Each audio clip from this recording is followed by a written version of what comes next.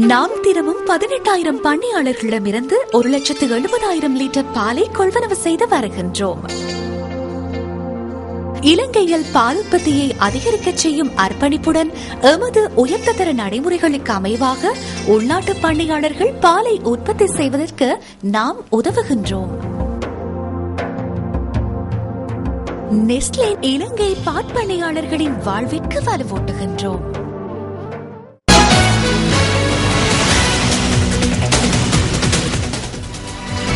வணக்கம். நீங்கள் இணைந்து கொள்வது நியூஸ் போஸ்டின் வீக்கெண்ட் இரவு 8 மணி பிரதான செய்தியுடன். உங்களுடன் இணைந்து கொள்வது சிசிரகுமார் கிருஷாந்த் ராஜ். விரிவான செய்திகளுக்கு செல்லும் முன்னர் முதலில் தலைப்புச் செய்திகள்.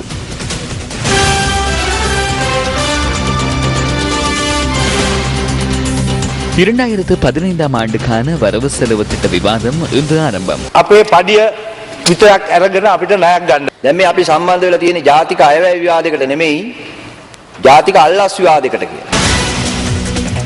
19வது திருத்த சட்டத்திற்கு ஐக்கிய தேசிய கட்சி ஒத்துழைப்பு. ස්වාමීන් වහන්සේගේ 19 සංශෝධනයට එක්සත් ජාතික පක්ෂයේ සහයෝගයක් තියෙනවා. පනතක් ගේන්න ඕන නම් නිසි ආකාරයෙන් ඒ පනත ගේනවා. ஜெனீவா கொடுக்கல் வாங்கலுடன் தொடர்புடையதாக சந்தேகிக்கப்படும் அதிகாரி ஒருவர் ராஜினாமா செய்துள்ளதாக தகவல். சீரற்ற வானிலையினால் பல பகுதிகளில் பாதிப்பு. இனி விரிவான செய்திகள். நடைபெறவுள்ள ஜனாதிபதி தேர்தலில் தொழிலாளர் தேசிய சங்கம் ஜனாதிபதிக்கு ஆதரவு வழங்குவதற்கு இணக்கம் தெரிவித்துள்ளது. அலரி மாளிகையில் இன்று முற்பகல் நடைபெற்ற சந்திப்பிலேயே இணக்கம் தெரிவிக்கப்பட்டதாக ஜனாதிபதியின் ஊடகப் பிரிவு தெரிவித்தது.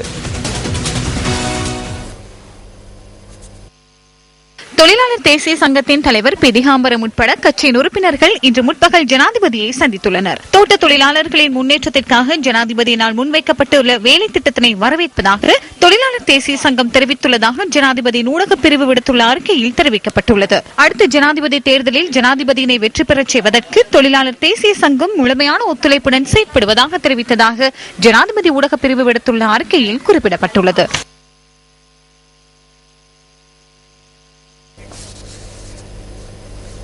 ஜெனீவாவில் உள்ள இலங்கையின் நிரந்தர வதிவிட பிரதிநிதியின் உத்தியோகபூர்வ வாசஸ்தலத்தை புனரமைக்கும் ஒப்பந்தம் தொடர்பான சர்ச்சை தொடர்பிலான தகவல்களுடன் இணைந்து கொள்கின்றார் ராஜேந்திரன் கோகுல்நாத்.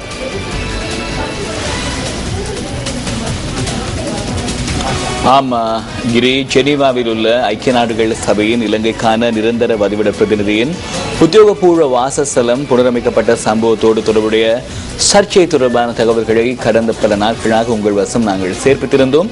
இன்னும் கூட அதனோடு தொடர்புடைய ஒரு தகவலை உங்கள் வசம் சேர்ப்பிக்க நாங்கள் தயாராக இருக்கிறோம். ஜெனீவாவில் உள்ள இலங்கையின் நிரந்தர வதிவிட பிரதிநிதியின் உத்தியோகபூர்வ வாசஸ்தலத்தை புனரமைக்கும் ஒப்பந்தத்துடன் தொடர்புடையவர் என சந்தேகிக்கப்படும் அதிகாரி ஒருவர் ராஜினாமா செய்துள்ளதாக திவ்யின பத்திரிகை இன்று செய்தி வெளியிட்டிருந்தது. ஜெனீவாவில் உள்ள இலங்கை நிரந்தர வதிவிட பிரதிநிதியின் உத்தியோகபூர்வ வாசஸ்தலத்தை புனரமைக்கும் ஒப்பந்தத்துடன் தொடர்புடையவர் என சந்தேகிக்கப்படும் ஒருவர் வெளிவகார சேவையிலிருந்து ராஜினாமா செய்துள்ளதாக திவ்யின பத்திரிகை செய்தியில் குறிப்பிடப்பட்டுள்ளது.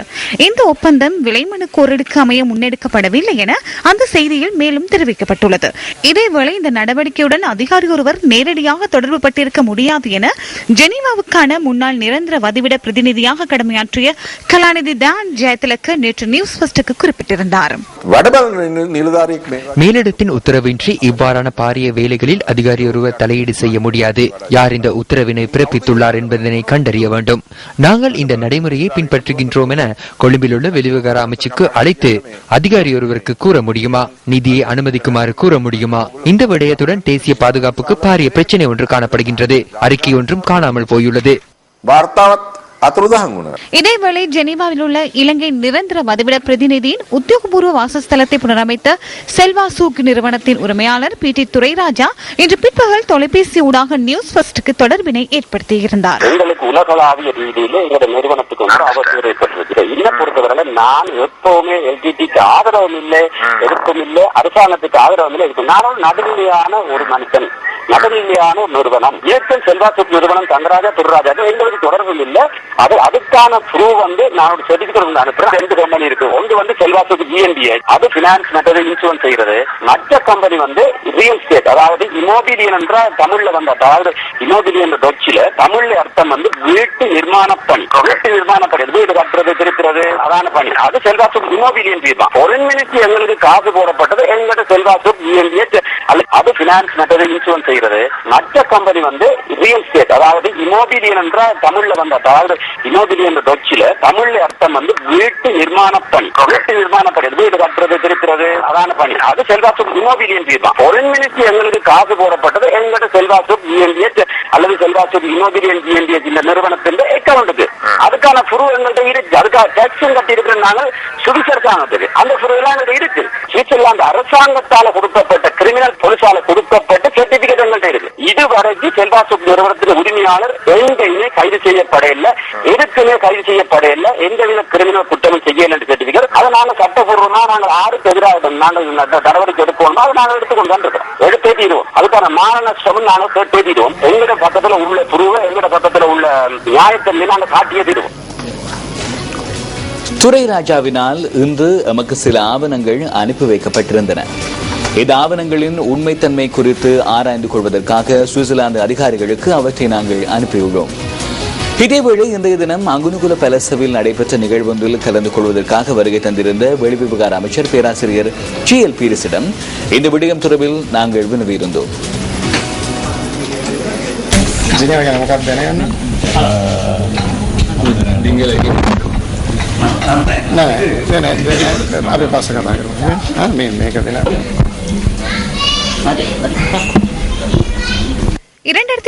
ஆண்டு ஜனவரி மாதம் 11ஆம் தேதி விடுதலை புலிகள் அமைப்புடன் தொடர்புடையதாக கூறப்படும் 10 பேர் கைது செய்யப்பட்ட செய்தி ஊடகங்களின் வாயிலாக வெளியானதாக மக்கள் விடுதலை முன்னணியின் மத்திய மாகாண சபை உறுப்பினர் வசந்த சமரசிங்க தெரிவிக்கின்றார்.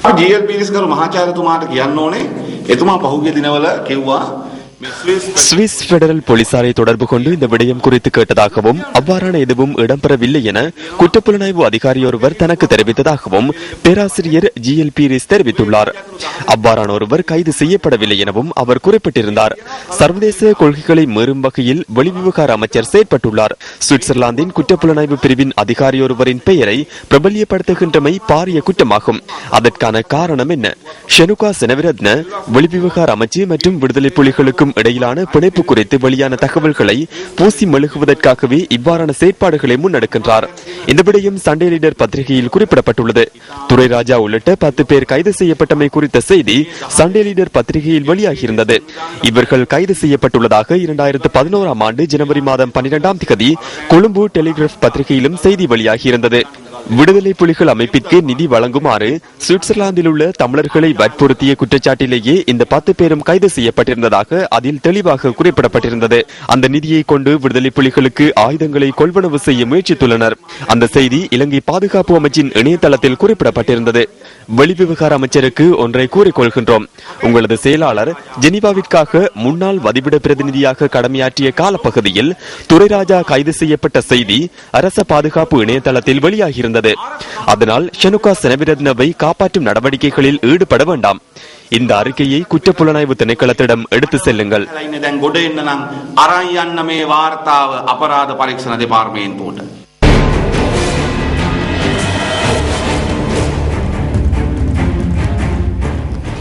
வரவு செலவு திட்டத்தின் 2ஆம் வாசிப்பின் முதல் நாள் விவாதம் இன்று நடைபெற்றது. இதன்போது தெரிவிக்கப்பட்ட கருத்து அடுத்து. வரவு செலவு திட்டத்தின் துண்டுவிடும் தொகை 1,46,600 ஆகும். அரசு ஊழியர்களுக்கு 15,000 வரை சம்பளத்தை அதிகரிப்பதாக கூறினார்கள். இந்த 2,200 ரூபாவோடு 723 ரூபாய் சேர்க்கப்பட்டால் 7,923 ரூபாவாகும்.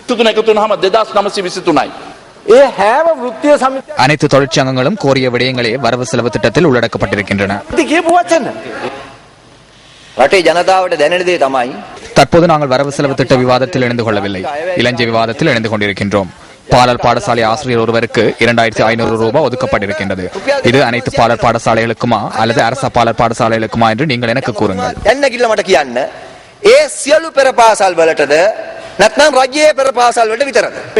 பதிவு செய்யப்பட்ட அனைத்துக்கும் பிரதேச செயலாளர் அலுவலகத்தில் பதிவு செய்யப்பட்டவைக்கு අන්න වැරදි.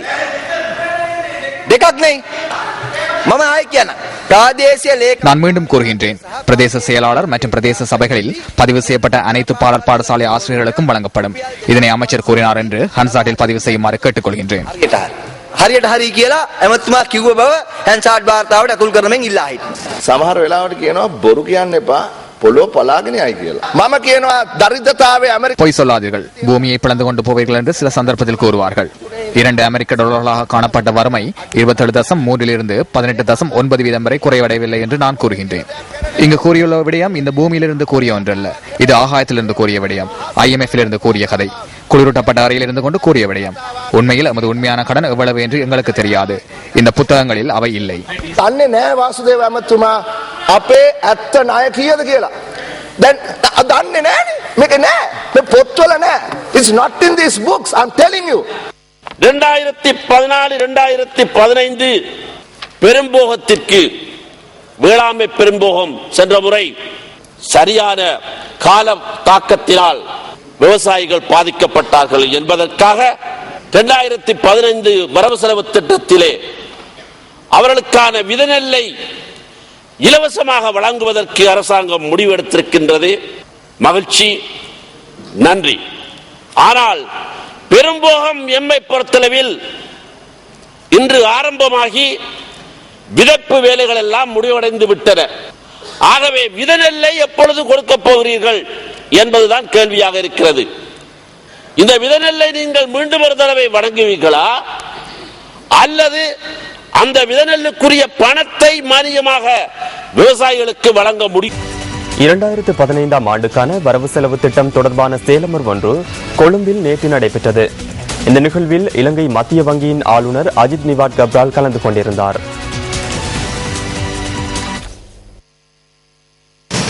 Today you have seen a different finance minister. Some people might say it is because of the elections. நீங்கள் இன்று வித்தியாசமானதொரு நிதி அமைச்சரை பார்த்திருப்பீர்கள். தேர்தல் நடைபெறவுள்ளதால் அல்லது தேர்தலை எதிர்நோக்கி வரும் காலகட்டம் என்பதால் இப்படி இருக்கின்றது என்று சிலர் தெரிவிக்கலாம். தேர்தல் இருக்கின்றதோ இல்லையோ சில திருத்தங்களை மேற்கொண்டு அவற்றை நடைமுறைப்படுத்தி முன்னேற்றம் காண்பதற்கு உங்களிடம் தகமை இருக்க வேண்டும். இன்று காலை தொலைக்காட்சி நிறுவனம் ஒன்று என்னிடம் செவ்வி ஒன்றை கோரியிருந்தனர். அதில் மின்சார கட்டணங்கள் எவ்வாறு குறைக்கப்பட்டன என வினவப்பட்டது. ஆனால் அது தேர்தலுக்கான ஏமாற்று நடவடிக்கை அல்ல. தேர்தல் நடைபெறவுள்ள நிலையில் ஜனாதிபதியினால் இந்த நடவடிக்கை எடுக்கப்பட்டதாக கூறப்படுகின்றது. மஹிந்த சிந்தனை வேலை திட்டம் எதிர்கால நோக்கை நீங்கள் கருத்தில் கொண்டால் அதில் இந்த விடயம் தெளிவாக குறிப்பிடப்பட்டுள்ளது என நான் குறிப்பிட்டேன். தேசிய கட்டமைப்பிற்கு 90 மெகாவாட் மின்சாரம் இணைத்துக் கொள்ளப்பட்டால் மின் கட்டணத்தை குறைக்க முடியும் என அதில் தெளிவாக குறிப்பிடப்பட்டுள்ளது. தற்போது அது நடந்துள்ளது. சில யோசனைகள் உங்கள் செலவினங்களை அதிகரிக்க முடியும், அது சரியானதே. ஆனாலும் அவற்றில் சில யோசனைகள் அதிக லாபத்தை வழங்கக்கூடியதாக காணப்படுகின்றன. அதனால் மேலதிக செலவினங்கள் ஏற்படவும் கூடும். ஆக மொத்தத்தில் 2015 ஆண்டுக்கான வரவு செலவு திட்டத்தில் துண்டு விழும் தொகை 4.6% குறைக்கப்பட்டுள்ளது. இதற்கமைய நிதி ஆண்டுக்கான ஒருங்கிணைப்பு செயற்றிட்டம் அரசாங்கத்தினால் உரிய முறையில் முன்னெடுக்கப்படுகின்றமை தெளிவாகின்றது.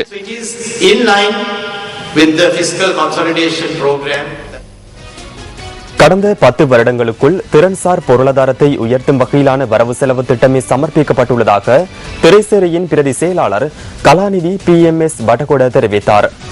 உள்நாட்டு இறைவரி திணைக்களத்தினால் ஏற்பாடு செய்யப்பட்டிருந்த 2015 ஆண்டுக்கான தேசிய வரவு செலவு திட்டம் தொடர்பான சேலமர்வில் உரையாற்றும் போதே அவர் இதனை குறிப்பிட்டார். பொதுவாக தொழில் வல்லுநர்கள் வரவு செலவு திட்டத்தை மாறுபட்ட விதத்தில் கணிப்பார்கள். எனினும் கடந்த 10 வருட கால வரவு செலவு திட்டங்களை எடுத்துக்கொண்டால் 9 வருட கால வரவு செலவு திட்டங்கள் ஒத்த தன்மையுடன் காணப்படுகின்றன. இவை இலங்கையை திறன்சார் பொருளாதாரத்தை நோக்கி இட்டுச் செல்கின்றன. 2035 ஆண்டளவில் இலங்கையை அபிவிருத்தி அடைந்த நாடாக மாற்றுவதே இதன் இலக்காகும். இந்த வரவு செலவு திட்டம் விசேடமாக மனிதவள மேம்பாடு, லாபத்தை அதிகரித்தல், அனைத்து தரப்பினரையும் அடையாளம் கண்டு அவர்களது வாழ்க்கை தரத்தை முன்னேற்றி அனைவருக்கும் நன்மை கிடைக்க செய்வதே இதன் எதிர்பார்ப்பாகும். மாத்தரை திககொட பகுதியில் இன்று நடைபெற்ற நிகழ்வு ஒன்றில் ஐக்கிய தேசிய கட்சியின் பாராளுமன்ற உறுப்பினர் புத்திக பத்திரன கலந்து கொண்டிருந்தார். இந்த குழந்தைகளுக்கு போஷாக்கு உணவுகள் அடங்கிய பொதிகளை வழங்குவதற்காக இந்த நிகழ்வு ஏற்பாடு செய்யப்பட்டிருந்தது. சிறு வயதில் கிம்புலா பனிஸ் என்ற ஒன்று இருந்தது. இன்று அது வெறும் பனிஸாக காணப்படுகின்றது. வாழ்க்கை செலவு அதனூடாக தெரிந்து கொள்ள முடியும். நாட்டில் உள்ள மக்களின் வாழ்க்கை செலவு சமமாக காணப்படுகின்றது. வாழ்க்கை செலவுடன் மக்கள் வாழ்வது கடினம் என்பதனை புரிந்து கொள்வதற்கான நிகழ்ச்சி நிரல் தேவைப்படாது. நாட்டு மக்களின் பசியை போக்க வேண்டிய தேவையை தற்போது காணப்படுகின்றது. அதுவே உண்மையான நிலைமையாகும். அடுத்து சக்தியின் தேடல்.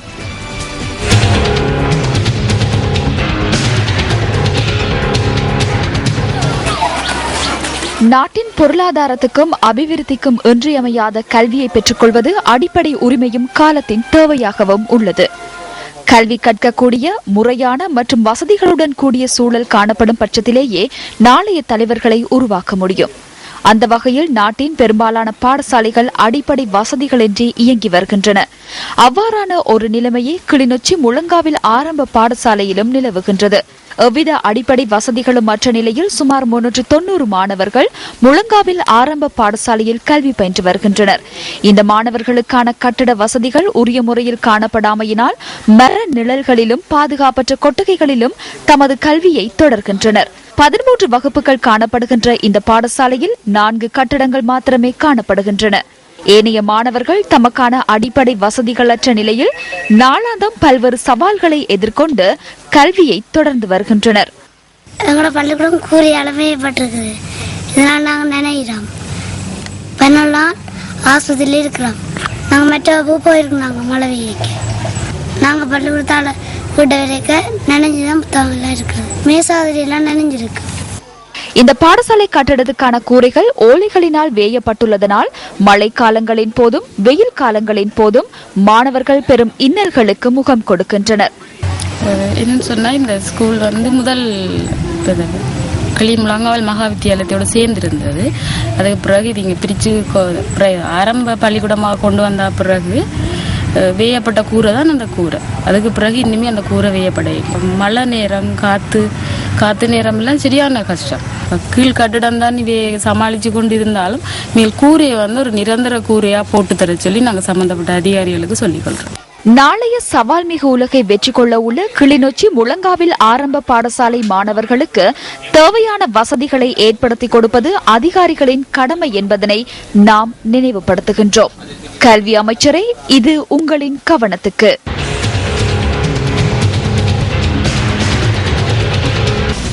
அத்துரலிய ரத்ன தேரரின் 19வது அரசியலமைப்பு திருத்த யோசனை தொடர்பில் பாராளுமன்றத்தில் எதிர்க்கட்சித் தலைவர் ரணில் விக்ரமசிங்கே கேள்வி எழுப்பினார். ரத்ன தேரரின் 19வது அரசியலமைப்பு திருத்த யோசனையை நவம்பர் மாதம் அரசாங்கம் அவசர சட்டம் மூலமாக பாராளுமன்றத்தில் சமர்ப்பிக்க உள்ளதாக இணையதளங்களின் ஊடாக அறிய கிடைத்தது. அந்த திருத்தமூல யோசனைக்கு ஐக்கிய தேசிய கட்சியின் ஒத்துழைப்பு உள்ளது. அவசர சட்டம் மூலமாக சமர்ப்பிக்கும் திட்டம் இருந்தால் அது குறித்து எம்முடன் கலந்துரையாடுங்கள். ஏனையோரும் இணைவார்களாயின் விவாதிக்காமல் நிறைவேற்றிக் கொள்ளுங்கள். ரத்தன தேரரின் சட்டமூலம் ஒன்றில்லை. இல்லாத சட்டமூலம் ஒன்றை எவ்வாறு பாராளுமன்றத்துக்கு கொண்டு வருவது? உங்களுக்கு தேவையான விடயங்களை இணையதளங்களில் பதிவேற்றம் செய்து அதனை பாராளுமன்றத்துக்கு கொண்டு வருவது பாராளுமன்ற நடவடிக்கைகளுக்கு எதிரானது. நான் எந்த இணையதளத்திலும் எதனையும் பதிவேற்றவில்லை. ஒவ்வொரு இணையதளங்களும் கூறுவதன் அடிப்படையில் இந்த அரசாங்கம் செயற்படுவதில்லை. அரசாங்கத்திற்கு ஏதேனும் ஒரு சட்டமூலத்தை கொண்டு வர வேண்டிய தேவை இருந்தால் உரிய முறையில் சமர்ப்பிப்போம். பொதுநலவாய நாடுகள் அமைப்பின் செயலாளர் நாயகம் கமலேஷ் சர்மா இன்று பிற்பகல் இலங்கைக்கு வருகை தந்துள்ளார். 2013ஆம் ஆண்டில் நடைபெற்ற பொதுநலவாய அரசு தலைவர்கள் மாநாட்டின் முன்னேற்றம் தொடர்பில் ஆராய்வதே கமலேஷ் சர்மாவின் இலங்கை விஜயத்தின் நோக்கம் என வெளிவிவகார அமைச்சு தெரிவித்துள்ளது. பொதுநலவாய செயலாளர் நாயகம் இலங்கையில் தங்கியிருக்கும் காலத்தில் ஜனாதிபதி மஹிந்த ராஜபக்ச, வெளிவிவகார அமைச்சர் பேராசிரியர் ஜி.என். பீரிஸ் உள்ளிட்ட உயர்மட்ட அதிகாரிகள் சிலரை சந்தித்து கலந்துரையாட உள்ளதாகவும் வெளிவிவகார அமைச்சு குறிப்பிட்டுள்ளது. அத்துடன் கமலேஷ் சர்மா யாழ்ப்பாணத்திற்கு விஜயம் செய்வார் எனவும் தெரிவிக்கப்பட்டுள்ளது. கமலேஷ் சர்மா எதிர்வரும் 29ஆம் தேதி நாட்டிலிருந்து புறப்பட்டு செல்வார் எனவும் வெளிவிவகார அமைச்சு சுட்டிக்காட்டியுள்ளது. இலங்கையில் இடம்பெற்றதாக கூறப்படும் யுத்த குற்றங்கள் தொடர்பான ஐநாவின் அறிக்கை வெளிவரவுள்ள நிலையில் நாட்டின் நட்பெயரை கட்டியெழுப்புவதற்காக இலங்கை அரசாங்கம் தரகர்களை அமர்த்துவதற்காக பல்லாயிரக்கணக்கான டாலர்களை செலவிடுவதாக பிரித்தானியாவை தளமாக கொண்ட த இண்டிபெண்டன்ட் செய்தி இணையதளம் செய்தி வெளியிட்டுள்ளது.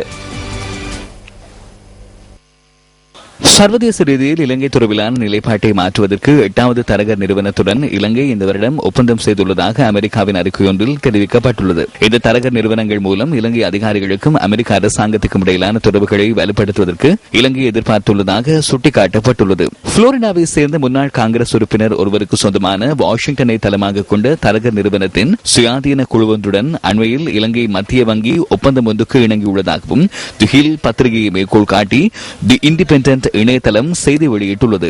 சர்வதேச ஊடகங்கள் அண்மை காலமாக இலங்கை தொடர்பில் வெளியிட்ட தகவல்கள் பக்கசார்பின்றி காணப்பட்டால் தரகர் நிறுவனம் தமது செயற்பாடுகளை நியாயப்படுத்தியதாக அந்த செய்தியில் தெரிவிக்கப்பட்டுள்ளது. எனவே அமெரிக்க கொள்கைகளுக்கு அமைவாக செயற்படுவதற்கு நியாயமான தொடர்பாடல் தளம் ஒன்று காணப்பட வேண்டும் எனவும் இலங்கையுடன் பக்கசார்பற்ற நிலைமையினை பேணுவதற்கு அவை முக்கியமானவை எனவும் தெரிவிக்கப்பட்டுள்ளது.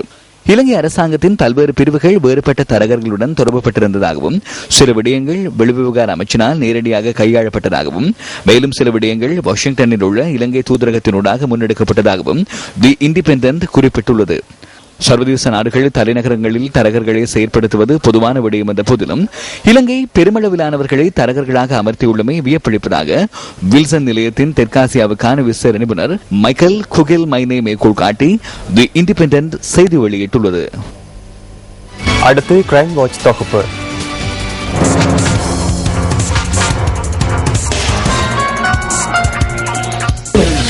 புகவந்தலாவை மோரா தோட்டத்தில் ஆளொருவரின் சடலம் கண்டெடுக்கப்பட்டுள்ளது. மோரா தோட்டத்தின் மேல் பிரிவில் தூக்கில் தொங்கிய நிலையில் இன்று அதிகாலை 5:30 அளவில் சடலம் மீட்கப்பட்டதாக போலீசார் குறிப்பிடுகின்றனர். அதே தோட்டத்தைச் சேர்ந்த 47 வயதான 3 பிள்ளைகளின் தந்தை ஒருவரை உயிரிழந்துள்ளார். இந்த மரணத்தில் சந்தேகம் நிலவுவதாக போலீசார் தெரிவிக்கின்றனர். சம்பவ இடத்திற்கு புகைப்பட பிடிப்பாளர் அழைக்கப்பட்டுள்ளதுடன் மரணம் தொடர்பிலான மேலதிக விசாரணைகளை புகவந்தலாவு போலீசார் ஆரம்பித்துள்ளனர். அக்கரப்பத்தனை ஊட்டுவில் பிரேமோர் தோட்டத்தில் பொல்லால் தாக்கி ஒருவர் கொலை செய்யப்பட்டுள்ளார். இந்த கொலை சம்பவம் நேற்றிரவு 11:15 அளவில் இடம்பெற்றுள்ளதாக போலீஸ் ஊடக பேச்சாளர் அலுவலகம் தெரிவிக்கின்றது. ஊட்டுவில் பகுதியைச் சேர்ந்த 56 வயதான ஒருவரை தாக்குதலுக்கு இலக்காகி உயிரிழந்துள்ளதாக போலீசார் குறிப்பிட்டனர். உயிரிழந்தவரின் சடலம் நுவரெலியா வைத்தியசாலையில் வைக்கப்பட்டுள்ளதுடன் பிரேத பரிசோதனை மேற்கொள்ள நடவடிக்கை எடுக்கப்பட்டுள்ளது. சம்பவம் தொடர்பில் 2 சந்தேக நபர்கள் அடையாளம் காணப்பட்டுள்ளதுடன் அவர்களை கைது செய்ய போலீசார் நடவடிக்கை எடுத்துள்ளனர். குடும்ப தகராறு காரணமாக இந்த தாக்குதல் இடம்பெற்றுள்ளதாக போலீசார் தெரிவிக்கின்றனர். சம்பவம் தொடர்பில் அக்கரப்பத்தனை போலீசார் மேலதிக விசாரணைகளை மேற்கொண்டு வருகின்றனர்.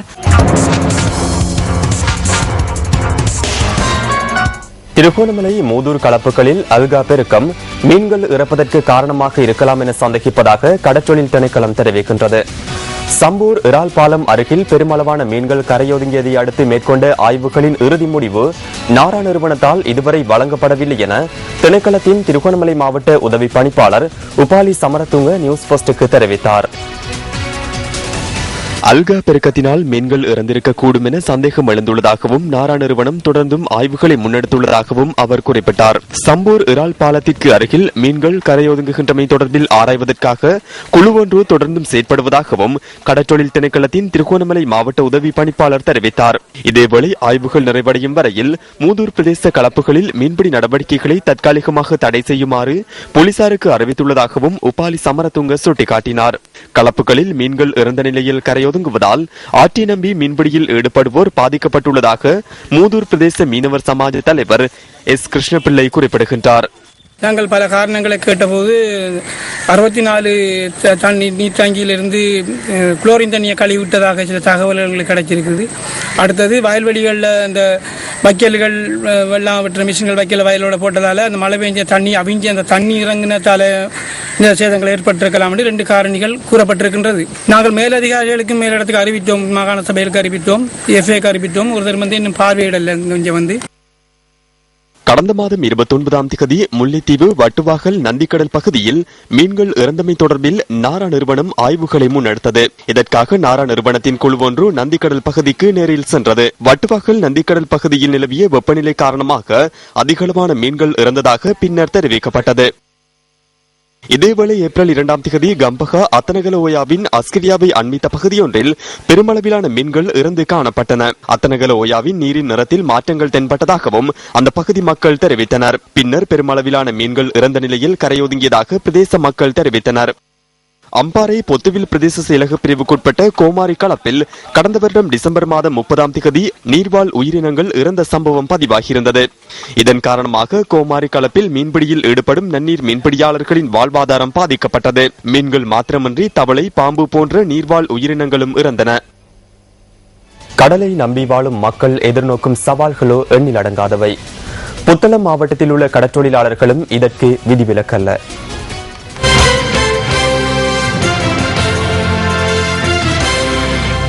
புத்தளம், கல்பட்டி, தில்லையூர் கிராமத்தில் உள்ள சிறு கடற்தொழிலாளர்கள் பல இன்னல்களை எதிர்நோக்கிய வண்ணமே வாழ்ந்து வருகின்றனர்.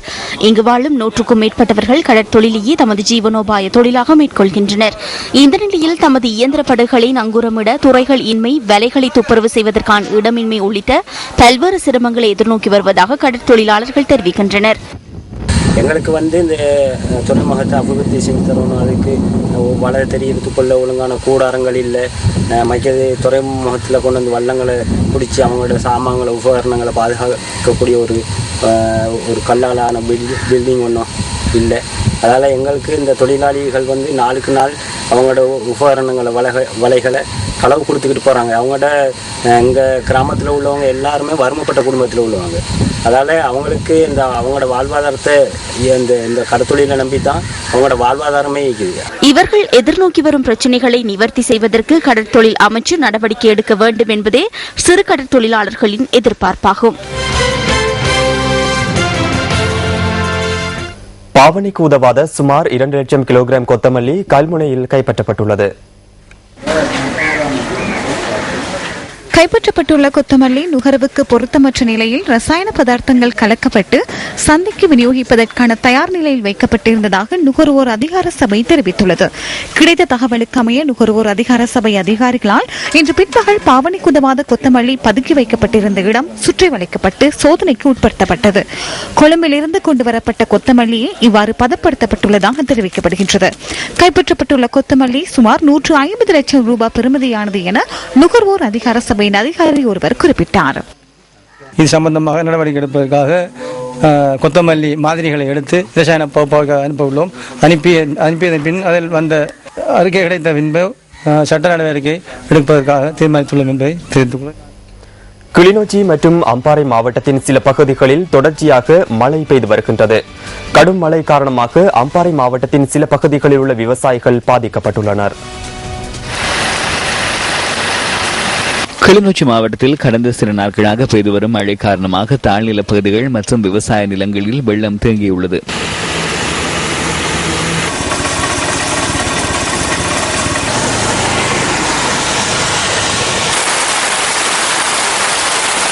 கிளிநொச்சியில் மழை பெய்து வரும் பகுதிகளில் உள்ள மக்களின் இயல்பு வாழ்க்கை பாதிக்கப்பட்டுள்ளது. குளங்களின் நீர்மட்டம் அதிகரித்துள்ளதாக நீர்ப்பாசன திணைக்களம் தெரிவிக்கிறது.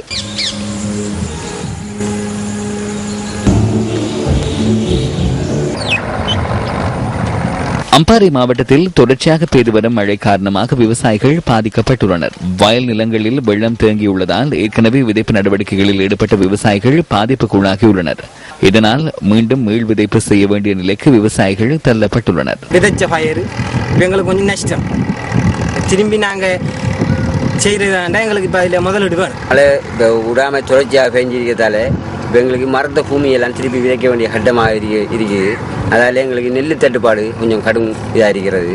இப்படி நாங்கள் கடும் கஷ்டத்து மத்தியில் செஞ்சு முடியும் இந்த போத்து விவசாயத்தை. இந்த மழை தொடர்ச்சியாக பெஞ்சிருக்கு. கடும் மழை காரணமாக பேராதனை கண்டு வீதியின் அல்லுலுவ வீதியில் மண்மேடு சரிந்து விழுந்துள்ளது.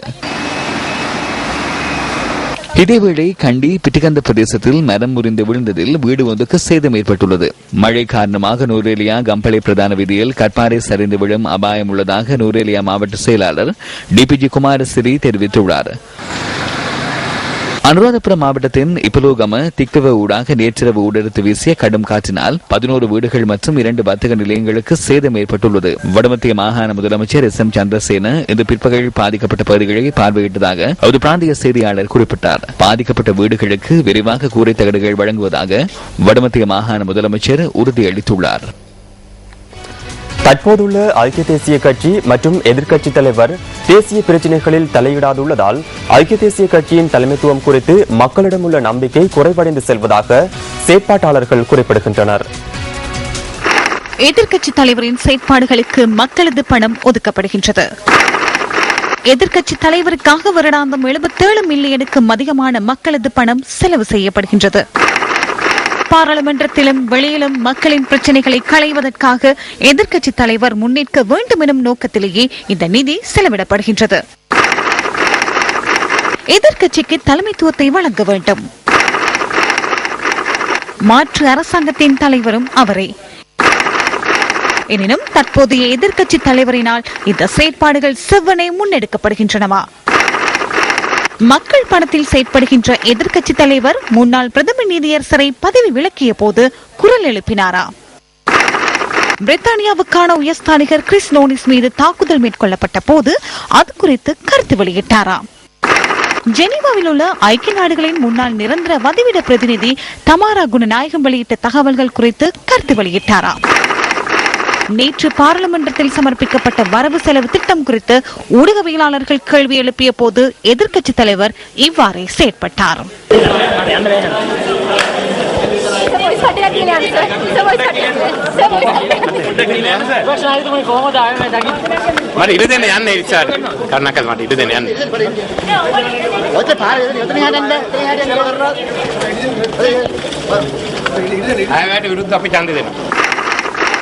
நடைமுறை சிக்கல்கள் மற்றும் தேசிய பிரச்சனைகள் தொடர்பில் முன்னேற்காது யாப்பில் இல்லாத பதவிகளை அவர் உருவாக்கியுள்ளார். யாப்பில் இல்லாத தலைமைத்துவ சபையை ஸ்தாபித்தார். தேசிய நிறைவேற்று சபையை செயலிழக்க செய்துள்ளார். தமக்கு நெருங்கியவர்களை செயற்குழுவில் நியமித்துள்ளார். எவ்வாறாயினும் சிறப்புரிமைகளை கொண்ட எதிர்க்கட்சி தலைவர் அவரே. இவ்வாறான ஒரு தலைவர் ஐக்கிய தேசிய கட்சியை வெற்றி பாதைக்கு இட்டு செல்வாரா? செயற்குழு உறுப்பினர்களின் காலம் வரையறுக்கப்பட்டுள்ளது. உடனடியாக செயற்பட வேண்டும் அல்லவா?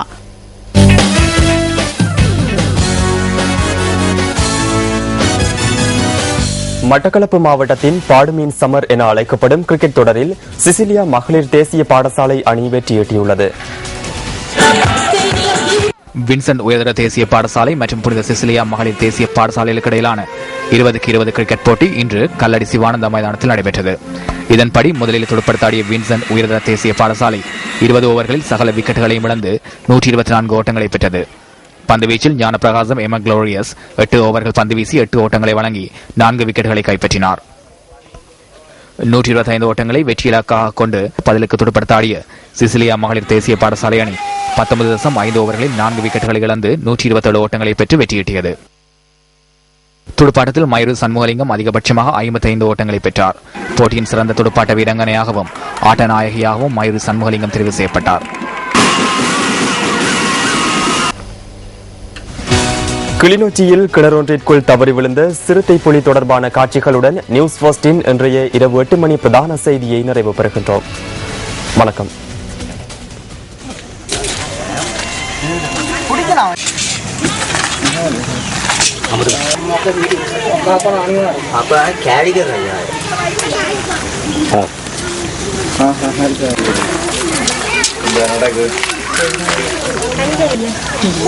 அதுல படிச்சுட்டு மவுண்ட் பண்றேன்.